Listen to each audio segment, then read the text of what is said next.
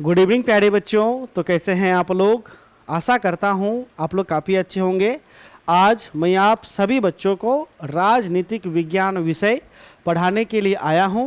राजनीतिक विज्ञान का आज मेरा दूसरा क्लास है। पहले क्लास में आप सभी बच्चों को मैंने सिलेबस को समझाया था, ठीक है, लेकिन आज की क्लास में आप सभी बच्चों को मैं सिलेबस पढ़ाने के लिए आया हूं। तो सिलेबस पढ़ाने से पहले मैं आप सभी बच्चों को यह कंफर्म कर देना चाहता हूं कि यह क्लास किन बच्चों के लिए है। जिस बच्चे का पॉलिटिकल साइंस मेजर में है या माइनर में है या एमडीसी में है, यह क्लास तीनों बच्चों के लिए, ठीक है बच्चों। यानी इस क्लास को मेजर वाले बच्चे भी कर सकते हैं, माइनर वाले बच्चे भी कर सकते हैं और एमडीसी वाले बच्चे भी कर सकते हैं, ठीक है। यह क्लास उन बच्चों के लिए है जो बच्चे बीए सेमेस्टर 1 में हैं और जिन्होंने पॉलिटिकल साइंस विषय ले रखा है उनके लिए, ठीक है। यह क्लास स्पेशल उन बच्चों के लिए है जो बच्चे बिहार के किसी भी विश्वविद्यालय से अपना ग्रेजुएशन कर रहे हैं, चाहे आपका यूनिवर्सिटी पाटलिपुत्रा यूनिवर्सिटी हो, Patna university, Tilka Manjhi university, Lalit Narayan Mithila university, Munger, Purnia, Madhepura, Chhapra, आड़ा, मुजफ्फरपुर यूनिवर्सिटी हो। तो सभी यूनिवर्सिटी वाले बच्चों के लिए इस प्रकार यूनिवर्सिटी हो जाता है हमारा ऑल बिहार यूनिवर्सिटी, ठीक है। तो बच्चों आज के क्लास में आप सभी बच्चों को सबसे पहले हम सिलेबस का पहला यूनिट पढ़ाएंगे, ठीक है। यानी हम आपको सिलेबस के अकॉर्डिंग पढ़ाएंगे और सिलेबस में मैंने आपको बताया था पॉलिटिकल साइंस में कुल मिलाकर के कितना यूनिट बच्चों पढ़ना है, तो 4 यूनिट पढ़ना है, ठीक है। तो 4 यूनिट में आज हम आप सभी बच्चों को पहला यूनिट पढ़ाएंगे, ठीक है बच्चों। चलो तो आज हमारा क्या हो गया बच्चों, यूनिट फर्स्ट, ठीक है बच्चों। और यूनिट फर्स्ट में कितना पॉइंट बच्चों पढ़ना है, 3 पॉइंट और 3 पॉइंट, यानी ये जो 3 पॉइंट है, ठीक है बच्चों। तो 3 पॉइंट आपको मेजर वाले बच्चों को पढ़ना है, मेजर एमजेसी वाले बच्चों का, यानी जिन्होंने पॉलिटिकल साइंस ऑनर्स के रूप में लिया है, यानी मेजर लिया है, उसको 3 पढ़ना है, मैंने सिलेबस में बताया था। लेकिन जिन्होंने पॉलिटिकल साइंस माइनर में लिया है या एमडीसी में लिया है, उसे मात्र 2 ही पॉइंट पढ़ना है उसे, ठीक है। माइनर और एमडीसी वाले बच्चों को तीसरा पॉइंट नहीं पढ़ना है, जो हरा कलर में मैंने किया इसको नहीं पढ़ना है। तो यहाँ पर आप देख सकते हैं बच्चों, जो आपका पहला और दूसरा पॉइंट है, पहला और दूसरा तीनों के लिए कॉमन है, मेजर माइनर एमडीसी तीनों के लिए कॉमन है, इसलिए तीनों बच्चों को 2 पॉइंट पढ़ना है। लेकिन जैसे ही तीसरा पॉइंट पर आएंगे, इसको सिर्फ मेजर वाला बच्चा पढ़ेगा, माइनर एमडीसी वाला बच्चा छोड़ देगा, ठीक है। चलिए तो आज के क्लास में आप सभी बच्चों को हम क्या पढ़ाएंगे, तो बच्चों पहला पॉइंट पढ़ाएंगे। पहला पॉइंट क्या है, राजनीतिक विज्ञान।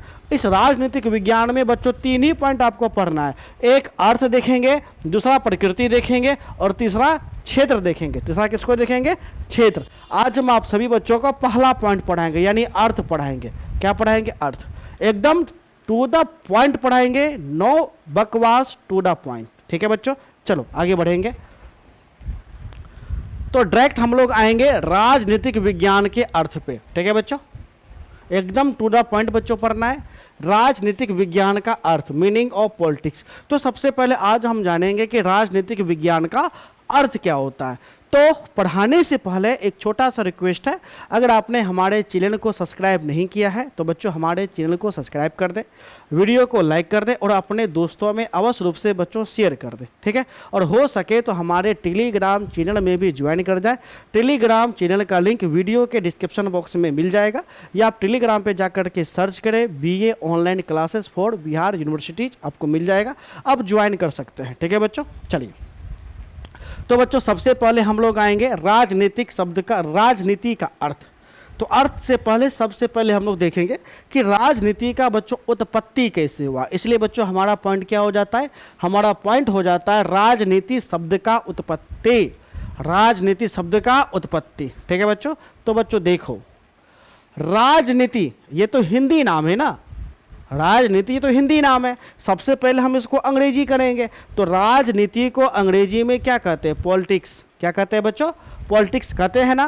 तो राजनीतिक शब्द अंग्रेजी के पॉलिटिक्स शब्द का हिंदी रूपांतरण है, यानी अंग्रेजी का जो शब्द है पॉलिटिक्स, उसी का हिंदी मतलब क्या होता है, राजनीति होता है, ठीक है। तो राजनीति शब्द अंग्रेजी पॉलिटिक्स का हिंदी रूपांतरण शब्द है, ठीक है, जिसकी उत्पत्ति यूनान भाषा के, याद रखिए ये जो पॉलिटिक्स शब्द है बच्चों, इस पॉलिटिक्स शब्द का उत्पत्ति किस भाषा से हुआ है, तो बच्चों यूनान भाषा से हुआ है, और यूनान भाषा के पॉलिस शब्द से हुआ है, ठीक है बच्चों।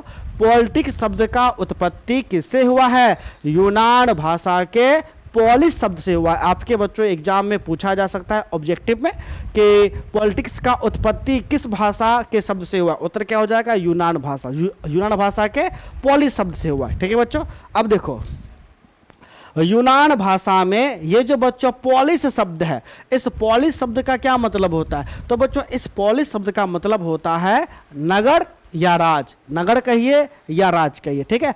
तो यूनान में पॉलिस शब्द का तात्पर्य नगर राज्य से होता है, किससे होता है, नगर राज्य से, नगर भी हो सकता है राज्य भी हो सकता है, क्योंकि बच्चों यूनान में जो भी नगर होते थे, जो भी राज्य होते थे, वह स्वतंत्र होते थे, वो क्या होते थे बच्चों, स्वतंत्र होते थे, ठीक है। तो इसी प्रकार नगर और राज में घटने वाली जो भी घटना था, जो भी राजनीति से जुड़ा हुआ था, जैसे उस नगर और राज का जो भी सत्ता था, ठीक है, जो सरकार था, जो पावर था, उन्हीं के संदर्भ में, ठीक है, इसके लिए एक शब्द का प्रयोग किया जाता था जिसे हम पोलिस कहते हैं, ठीक है। तो यूनान भाषा में पोलिस शब्द का तात्पर्य नगर राज से होता है, ठीक है बच्चों। चलो राजनीति शब्द का प्रयोग, और ये जो राजनीति शब्द का प्रयोग है, यानी राजनीति ये तो हिंदी नाम है ना, तो सबसे पहले किसका प्रयोग होगा, राजनीति की जगह सबसे पहले पॉलिटिक्स का प्रयोग होगा, ठीक है। तो ये जो पॉलिटिक्स शब्द का सबसे पहले प्रयोग, यानी हिंदी में कहे तो राजनीति शब्द का सबसे पहले प्रयोग यूनानी दार्शनिक, ठीक है बच्चों, यानी यूनानी फिलोसफर, दार्शनिक का अंग्रेजी मतलब होता है फिलोसफर, ठीक है बच्चों। यूनानी दार्शनिक जिसका क्या नाम था, अरस्तु, अरस्तु का तो नाम तो सुने ही होंगे, बहुत बड़े विचारक थे, बहुत बड़े दार्शनिक थे, ठीक है बच्चों।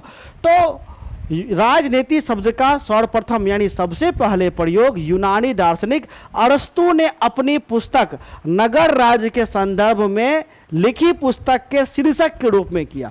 यानी बच्चों अरस्तु ने अपने नगर और राज्य के संदर्भ में जो किताब लिखा, उसी किताब का हेडिंग क्या था, उसी किताब का शीर्षक था राजनीति यानी पॉलिटिक्स।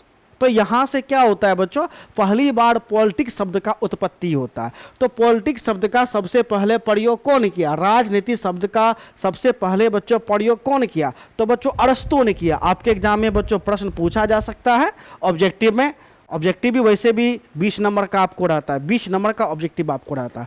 तो सिंपल सी बात है, ये तो प्रश्न पूछेगा ही पूछेगा कि राजनीतिक शब्द का सबसे पहले प्रयोग कौन किया, उत्तर क्या हो जाएगा बच्चों, अरस्तु। अरस्तु किस देश का रहने वाला था, यूनान देश का रहने वाला था, ठीक है। और अरस्तु क्या था, एक बहुत बड़ा विचारक था, यानी दार्शनिक था, ठीक है। ये जो बच्चों आप जो तस्वीर देख रहे हैं, ये किसका तस्वीर है, ये बच्चों अरस्तु का तस्वीर है। ये तस्वीर बच्चों किसका है, अरस्तु का ही तस्वीर है, समझ गए। चलिए अब देखिए अरस्तु के समय, ठीक है बच्चों, कि अरस्तु तो यूनान का रहने वाला था, तो अरस्तु के समय यानी उस समय यूनान का प्रत्येक नगर राज्य स्वतंत्र राज्य होता था। यानी यूनान में बच्चों जितने भी नगर होते थे, जितने भी राज्य होते थे, वह स्वतंत्र होता था। प्रत्येक की अपनी स्वतंत्र शासन व्यवस्था होती थी। जितना भी बच्चों नगर होता था, राज्य होता था, प्रत्येक नगर का, राज्य का स्वतंत्र शासन व्यवस्था होता था, ठीक है।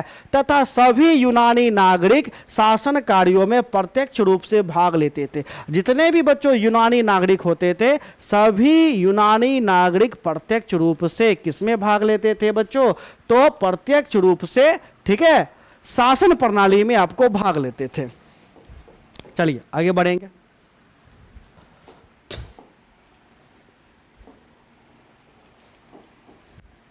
अतः यूनानियों के लिए राजनीति शब्द के साथ राज्य का अध्ययन तथा वह सब जुड़ा हुआ था जिसका संबंध तत्कालीन नागरिक जीवन से होता था। यानी बच्चों जो यूनानी होते थे, यूनानी जो पॉलिटिक्स शब्द का इस्तेमाल करते थे, राजनीति शब्द का इस्तेमाल करते थे, इसका मतलब यह हो जाता था कि शासन से जुड़ा हुआ जितना भी विषय वस्तु है, इसके अलावा नागरिक जीवन के जो आपका राजनीतिक पक्ष हो जाता है, उन पहलुओं से आपका हो जाता है। ठीक है, तो अतः यूनानियों के लिए राजनीतिक शब्द के साथ राज्य का अध्ययन, यानी नगर का अध्ययन, राज्य का अध्ययन तथा वह सब भी जुड़ा हुआ था जिसका संबंध तत्कालीन नागरिक जीवन से होता था। ठीक है बच्चों, चलो अरस्तु के बाद, अरस्तु जो कि फिलोसफर थे बहुत बड़े, अरस्तु के बाद ठीक है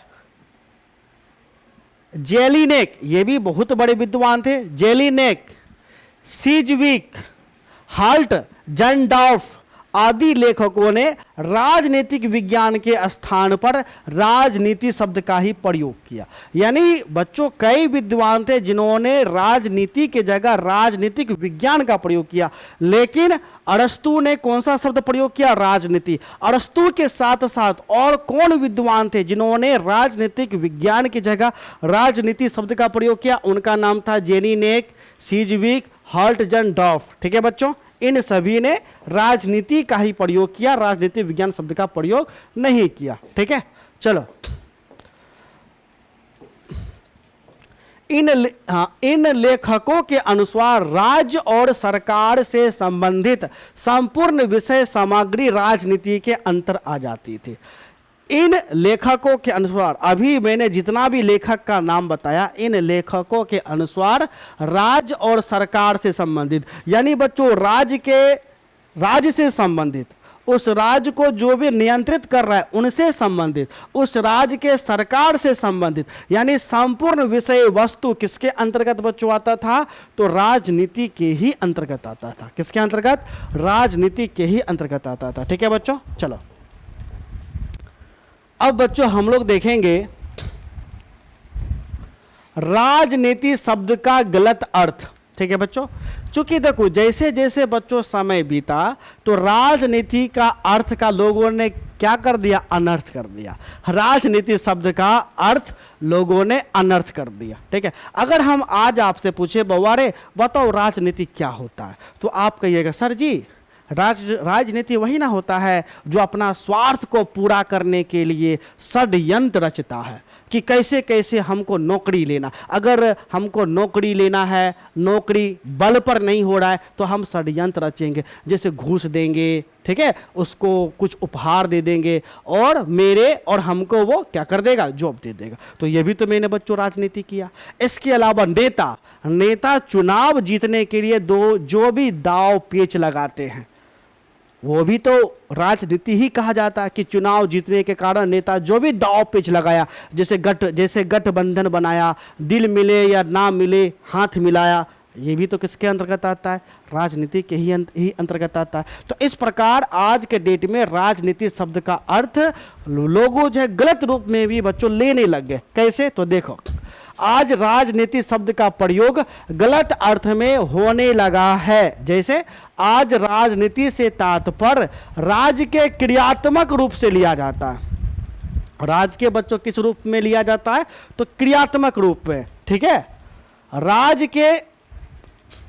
के सैद्धांतिक पक्ष से इसका कोई संबंध नहीं रह गया। मानो जैसे राज्य का जो सैद्धांतिक पक्ष होता है, जैसे शासन कैसे स्थापित हो रहा है, न्यायपालिका का शक्ति, ठीक है बच्चों, राष्ट्रपति का शक्ति, प्रधानमंत्री का शक्ति, यानी जो संवैधानिक पक्ष है, मतलब समझो कि इसका कोई नाता ही नहीं रह गया। आज हम लोग संवैधानिक पक्ष को छोड़ करके देखिए जो आपका राजनीतिक पक्ष है कि जैसे चुनाव जीतने के लिए जो भी षड्यंत्र रचा गया हो उसको हम आज के डेट में पॉलिटिक्स कहते हैं।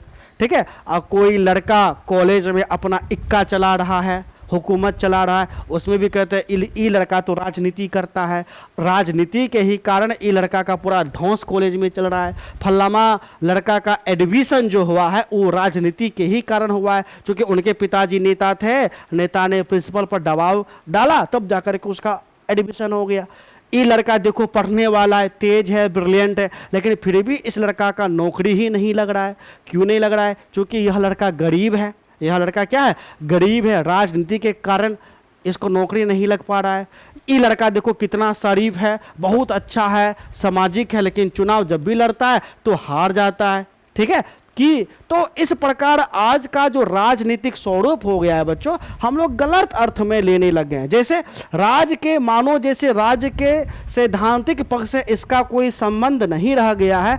आज राजनीति का अर्थ यानी वर्तमान समय में आज राजनीति का अर्थ दलबंदी, शासन को चलाने के लिए, ठीक है, शासन को चलाने के लिए दांव पेच लगाना, चुनाव में जीतने हेतु सही गलत तरीके अपनाना, सही है तो सही अपनाओ, गलत है तो गलत अपनाओ, यानी कुल मिलाकर के चुनाव जीतो जैसे तैसे। ठीक है, आदि से हो गया है, इन सभी से क्या हो गया था बच्चों, आदि से हो गया है। ठीक है,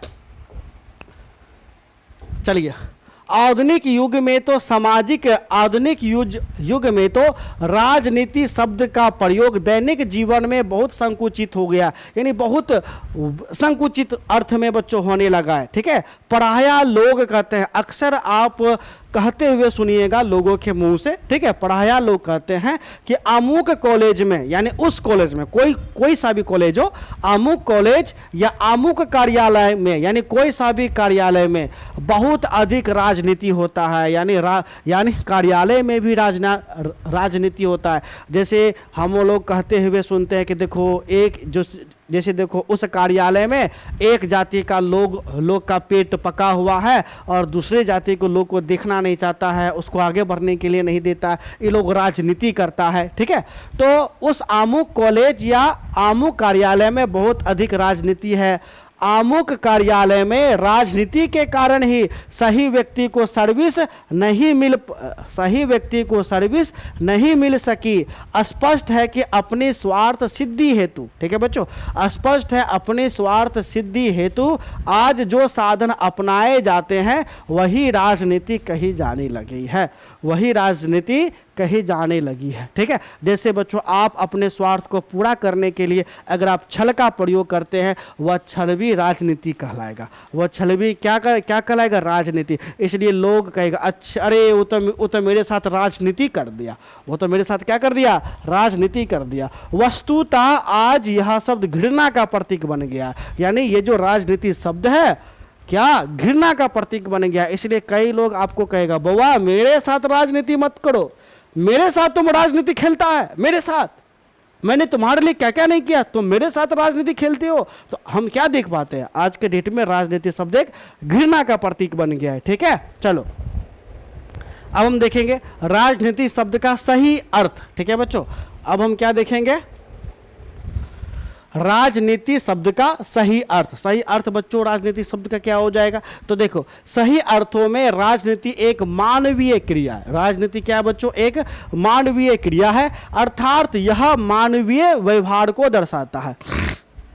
यह बच्चों किसको दर्शाता है, यह मानवीय व्यवहार को दर्शाता है। ठीक है, मनुष्य अपने हितों की पूर्ति हेतु विभिन्न प्रकार के कदम उठाता है तथा अनेक उपाय करता है, इन सबके संग्रहित रूप को ही राजनीति कहते हैं। यानी मनुष्य जो है बच्चों अपने हितों की पूर्ति करने के लिए, मनुष्य अपनी आवश्यकता को पूर्ति करने के लिए विभिन्न प्रकार के कदम उठाता है तथा अनेक उपाय करता है, अनेक प्रकार का जो बच्चों योजना बनाता है, इन्हीं सब संग्रहित रूप को हम लोग क्या कहते हैं, तो राजनीति कहते हैं। ठीक है, वस्तुतः राजनीति का स्वरूप समय, परिस्थिति, देश आदि के अनुसार बदलते रहता है। अब ये जो बच्चों राजनीति का स्वरूप है हमेशा बदलते आपको रहता है, समय के अनुसार आपको बदल जाएगा, परिस्थिति के अनुसार बदल जाएगा, देश के अनुसार आपको बच्चों बदल जाएगा। ठीक है, चलिए आगे बढ़ेंगे।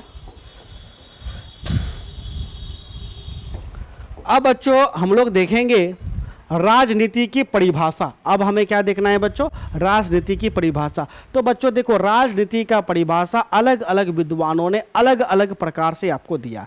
इतना सारा विद्वान है, इतना सारा विद्वान है, इतना सारा है कि नाम लेते लेते हम थक जाएंगे, बोर्ड थक जाएगा, लेकिन परिभाषा खत्म नहीं होगा। राजनीति का परिभाषा अलग अलग समय पर अलग अलग प्रकार से आपको दिया गया है। मुख्य रूप से हम परिभाषा को दो भाग में बांट देते। कितने भाग में बच्चों, दो भाग में।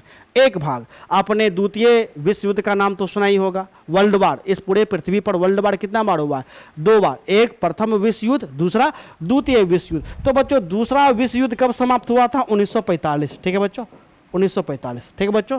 तो देखो 17वीं शताब्दी से लेकर के 1945 तक, 17वीं शताब्दी से लेकर के 1945 तक जो भी विद्वानों ने राजनीति विज्ञान के संदर्भ में जो परिभाषा दिया, उस परिभाषा को कहा जाता है परंपरागत परिभाषा, राजनीति का परंपरागत परिभाषा, ठीक है।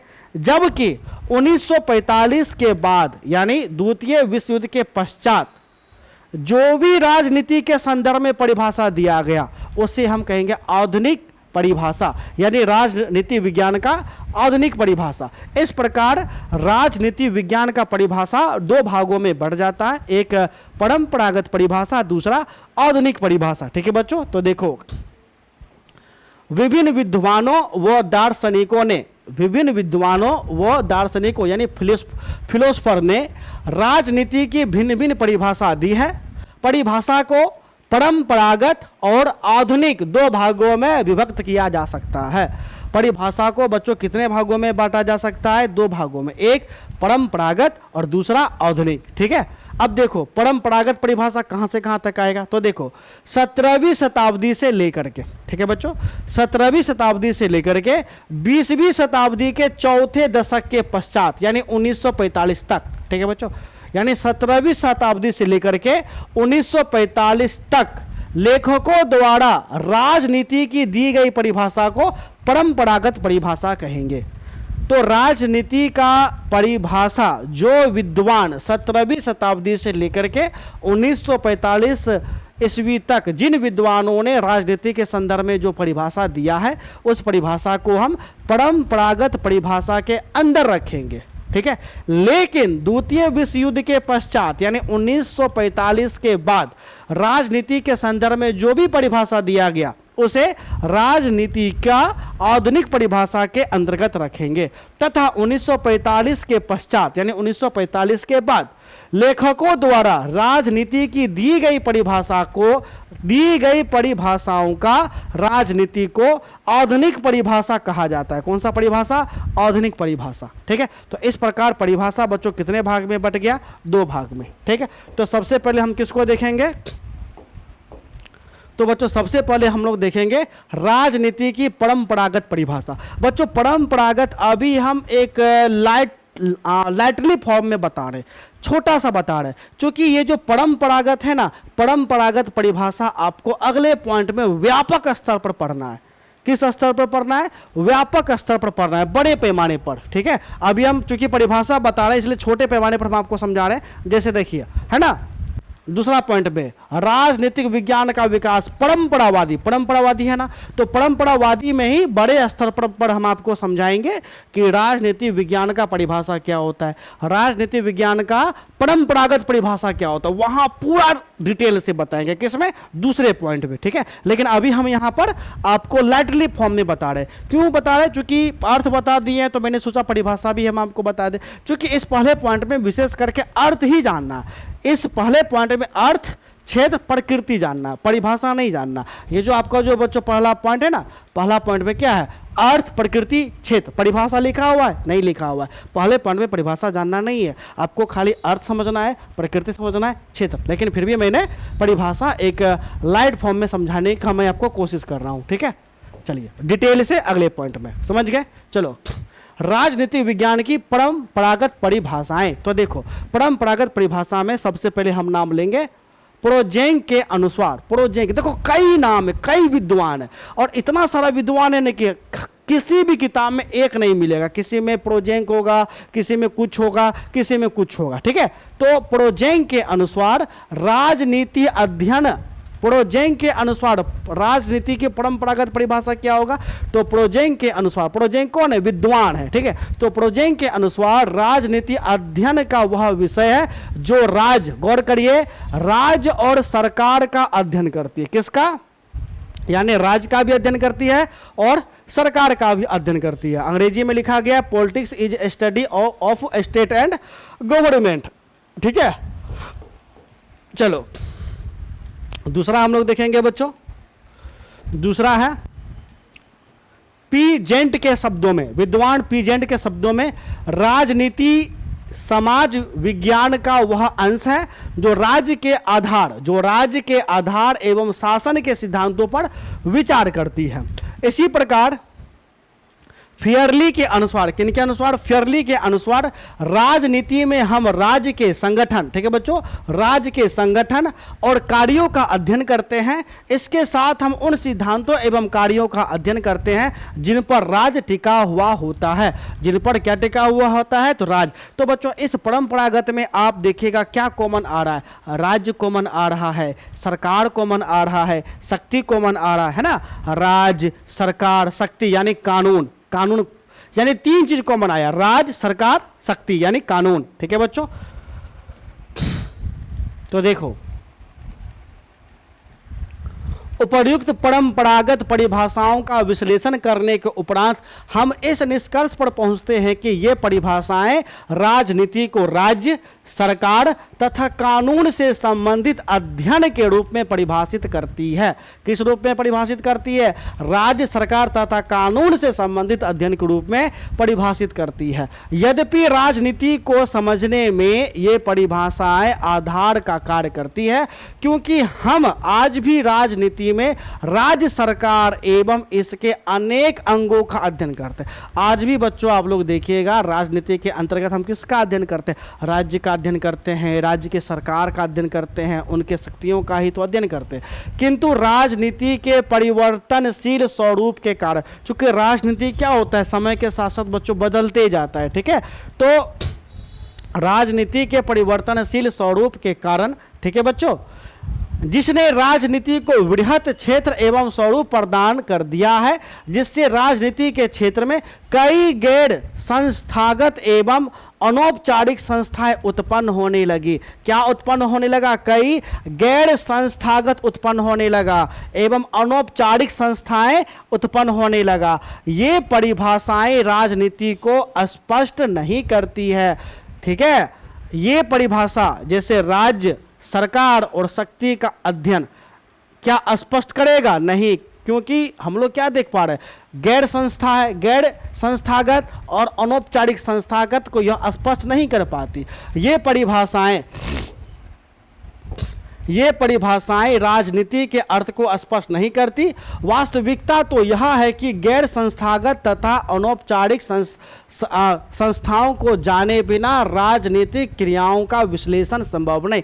क्योंकि देखो आपके घर में जो राजनीति होता है वहाँ तो कोई सरकार नहीं होता है, वहाँ तो कोई कानून नहीं होता है, वहाँ तो कोई राज नहीं होता है, फिर भी देखो बच्चों राजनीति होता है कि नहीं होता है? होता है। तो किस प्रकार का होता है? अनौपचारिक। और उस राजनीति में क्या होता है? या तो समाज का कोई समस्या को सुलझा देना, या तो अपना जीवन के समस्या को सुलझा देना। अगर कोई देखिएगा नेता चुनाव लड़ रहा है, दांव पेच अपना रहा है, वो भी राजनीति है, जो कि सरकार से तो जुड़ा हुआ नहीं है, कानून से जुड़ा हुआ नहीं है। ठीक है, तो इस प्रकार देखिएगा, इस प्रकार यानी अतः आधुनिक विद्वानों ने गैर संस्थागत और अनौपचारिक संस्थाओं पर बल देते हुए राजनीति को निम्न रूपों में परिभाषित किया, जिसे हम आधुनिक परिभाषा कहेंगे। जिसे हम क्या कहेंगे बच्चों? आधुनिक परिभाषा, यानी राजनीति की आधुनिक परिभाषा। ठीक है, तो देखो एस्पिरो के अनुसार, किसके अनुसार? एस्पिरो। तो एस्पिरो के अनुसार राजनीति वह प्रक्रिया है जिसके आधार पर मानव समुदाय अपनी समस्याओं को हल करने का प्रयास करता है। मानव समुदाय अपने समस्याओं को हल करने का क्या करता है? प्रयास करता है। और इस प्रयास में वो जो भी दाव पेच अपनाता है वो उसका राजनीति आपका हो गया। इसी प्रकार टी ब्रेनन के मतानुसार, यानी टी ब्रेनन का कहना हुआ, राजनीति आवश्यक रूप से संभावनाओं की कला है तथा संभावनाओं में कुल सीमा तक समझौता करने की प्रवृत्ति निहित होती है। ठीक है बच्चों, इसी प्रकार आगे बढ़ेंगे। ठीक है, इसी प्रकार मैक्स वेबर के अनुसार, किनके अनुसार? मैक्स वेबर के अनुसार राजनीति शक्ति के लिए संघर्ष या उन लोगों को प्रभावित करने की एक कला है जिनके पास सत्ता होती है तथा इसके अंतर्गत राज्यों के मध्य संघर्ष एवं राज्यों के अंतर्गत संगठित समुदायों के बीच संघर्ष आ जाता है। इसी प्रकार बच्चों लिप्सन के अनुसार, लिप्सन ने क्या कहा है? लिप्सन के अनुसार राजनीति एक निरंतर विवाद की सक्रिय प्रक्रिया है। ठीक है, इसी प्रकार गेंद के अनुसार, किनके अनुसार, मार्गेंद के अनुसार अन्य सभी राजनीति की तरह अंतरराष्ट्रीय राजनीति शक्ति के लिए संघर्ष है। इसका अंतिम उद्देश्य चाहे कुछ भी हो, परंतु शक्ति प्राप्त करना तत्कालिक उद्देश्य होता है। क्या प्राप्त करना, कुछ भी हो जाए शक्ति प्राप्त करना। जैसे देखो नेता जो भी चुनाव लड़ता है उसका उद्देश्य क्या है कि कैसा हो करके शक्ति को अपनाओ। जैसे बीजेपी, भाइयों बहनों अब की बार 400 पार, नहीं, वह क्या दिखाना चाहता है, वह शक्ति को प्राप्त करना चाहता है, शासन को प्राप्त करना चाहता है। ठीक है बच्चों, चलो इन परिभाषाओं के विश्लेषण से स्पष्ट हो जाता है कि राजनीति का क्षेत्र अत्यंत व्यापक है। क्षेत्र क्या है, अत्यंत व्यापक है। ठीक है बच्चों, तो नेक्स्ट क्लास में मैं आप सभी बच्चों को क्या क्या पढ़ाऊंगा, नेक्स्ट क्लास में मैं आपको राजनीति का क्षेत्र और प्रकृति बताऊंगा। क्या क्या बताऊंगा, क्षेत्र और प्रकृति। ठीक है, और ये जो बच्चों जो मैंने परिभाषा दिया राजनीति की आधुनिक परिभाषा, इसको हम विस्तार पूर्वक अगले पॉइंट में समझाएंगे, चूंकि अगले पॉइंट का टॉपिक है। ठीक है, और ये जो परंपरागत परिभाषा ये भी हम अगले पॉइंट में विस्तार पूर्वक हम आपको समझाएंगे। ठीक है, और उसी अगले पॉइंट में बताएंगे कि राजनीतिक परंपरा के अंतर्गत इसको भी 3 भागों में बांटा गया है। ठीक है ना, चलो तो अगर बच्चों क्लास आपको अच्छी लगी है तो हमारे क्लास को लाइक करिए, चैनल को सब्सक्राइब करिए, सभी बच्चों को बताइए। ठीक है, और हम स्पेशल बिहार के ही छात्रों को पढ़ाते हैं। अगर आप हमारे बच्चों पेड कोर्स में जुड़ना चाहते हैं, बेहतर बच्चों तैयारी करना चाहते हैं, तो सभी विषय के लिए बच्चों मात्र 1500 फी लगेगा। और 1500 फी जो आपका है 1 जुलाई तक ही है, 1 जुलाई के बाद बढ़ करके 2000 आपका हो जाएगा। तो अगर आप जुड़ना चाहते हैं तो कॉल करिए, हमारा नंबर है 70 61 50 45 52। इस नंबर पे कॉल करके हमारे पेड कोर्स में ज्वाइन कर सकते हैं। तो बच्चों मिलते हैं नेक्स्ट क्लास में, तब तक के लिए धन्यवाद।